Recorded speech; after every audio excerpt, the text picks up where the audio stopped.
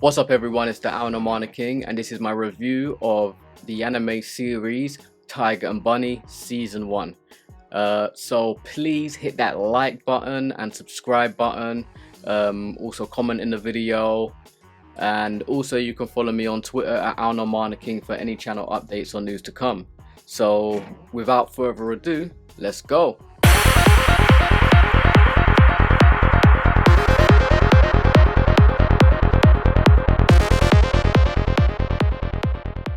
So we're going to do a quick overview of what Tiger and Bunny is about.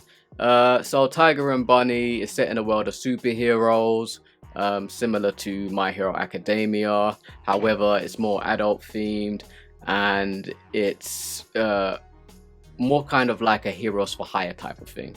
So it has a very comedic side to it and it's very entertaining to watch, and set in a futuristic New York where it comprises of people that have superpowers, and it also has a bit of mecha in it, you know, so if you're a mecha fan you might enjoy it too. It focuses on two characters, Tiger and Bunny, aka Kotetsu and Barnaby Brooks Jr., who share the same power, the 100-man strength. However, there is a time limit of 5 minutes. What?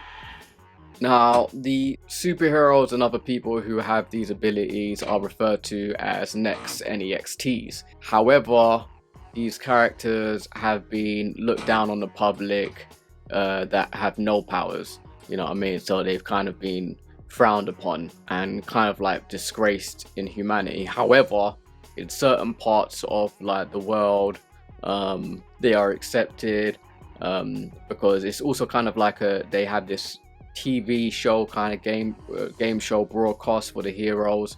Kotetsu is the older superhero known as Tiger. While learning that his powers are fading, he is teamed up with Barnaby Brooks Jr., known as Bunny, a nickname given by Kotetsu. So at the beginning of the season, they don't really get along, but as time passes, they start to work together and more in sync and build a good bond. So the series Tiger and Bunny was created in 2011, which is quite well known in Japan. However, they went on an 11-year hiatus, and now they are back with a second season, which I will do a review of. So let's get onto the story of Tiger and Bunny. Now, Tiger and Bunny, I wouldn't say the story is advanced. It's a bit more basic, however, still very enjoyable for you to watch. So it's set around Kotetsu at first, who tends to deviate away from the other superheroes when it comes to personality as a hero. Now, obviously, these heroes work for companies, saving lives, and has now become a business for making money, even to the point where superheroes have to wait to fight the villains until the TV station is on site ready to record and air it, you know, so they can get their viewer ratings, TV ratings. So it's heroes for hire / working for TV companies, you know, making money. So trying to be like a live broadcast of superheroes, you know what I mean? However, Kotetsu, on the other hand, doesn't care about that. All he wants to do is save people. And to be honest, that's what being a superhero is all about. You know, if you think about it, that's what being a superhero is all about. So he usually gets in and tries to make the save and stop civilians from getting killed or hurt, you know what I mean, way before the TV cameras even show up. So he kind of goes against what the establishment is trying to do. Now, Barnaby, aka Bunny, is the total opposite of Kotetsu. Though he possesses the same ability, he's more to the rules. He's more, you know, conditioned. He's just that kind of guy that follows orders from his superiors and the companies and the company bosses. Now, the story does really start to kick in around episode 9 and 10, where it starts to go a bit more in depth about Barnaby's background and what made him want to become a superhero. It starts to get a bit more better since there, where it's not just focused on Kotetsu. And then you get to see also a bit about each of the other superheroes, you know, their background stories. You get to see them go through trials, whether they want to stay being a superhero, you know, and so it's kind of like the mindset trying to figure out what's going on in their lives. You know what I mean? That's how that's how they're portraying it for these other superheroes. So on a whole, the story is decent. And do I think there can be improvements? 100% yes. You know, however, it's still quite enjoyable to watch, and I would not sleep on it, especially if you like those type of animes to watch, like superheroes and things like that. Now let's talk about the visuals for Tiger and Bunny. And to be fair, for an anime that was released in 2011, I'm not gonna lie, it's pretty decent. It's not the best visual wise, but it's not the worst. It's actually quite decent.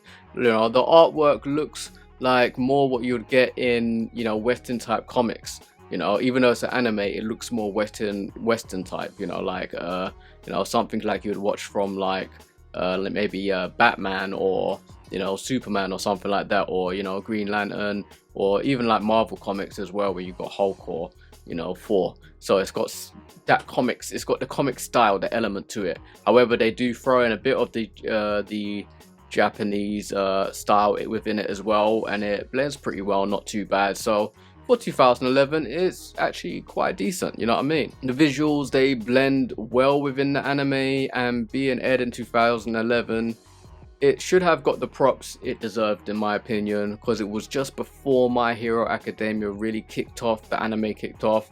I think it was about a couple of years, you know, but a lot of people slept on it, didn't really give it a chance, you know, maybe because obviously there's branded names on like the superheroes costumes and that.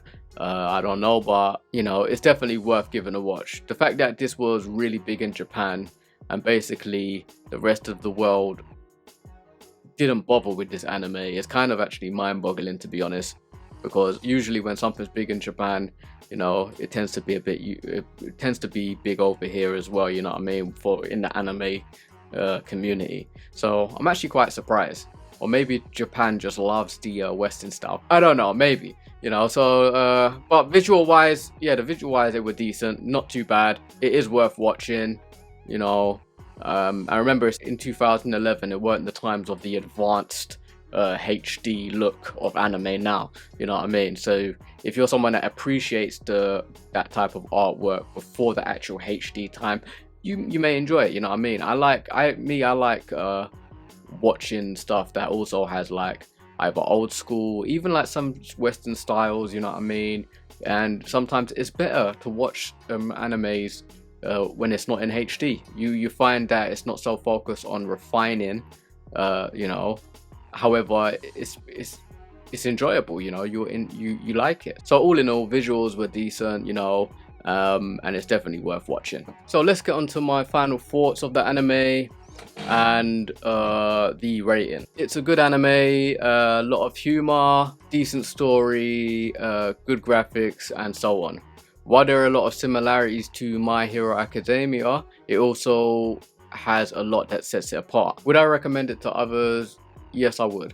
You know, where some of you might like it, and some of you might not. However, I enjoyed it, to be fair. And to be honest, even if it's just to pass the time, you might find that you actually found that gem you've been looking for. And you know, sometimes you're looking around for an anime to watch and you can't find something to watch, and then you find that you really enjoy this. So yeah, I would say give it a watch. You know, you might find that you may enjoy it, others may not, but you know, who's to say? Now my rating for this anime, I would give this a 7 out of 10. It was a decent watch, and you know, that's a fair rating for it, to be honest.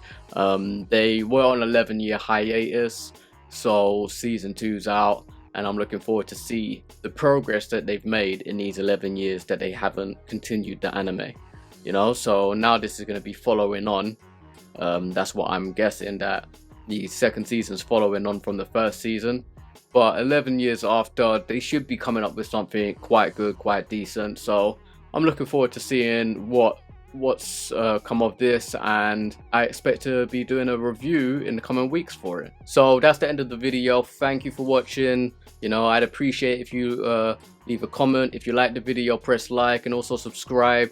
Hit that little notification bell, you know, for any new videos that will be coming up in the future. Also, you can follow me on Twitter at @alnomarnicking for any channel updates or news to come going forward. So until next time, peace.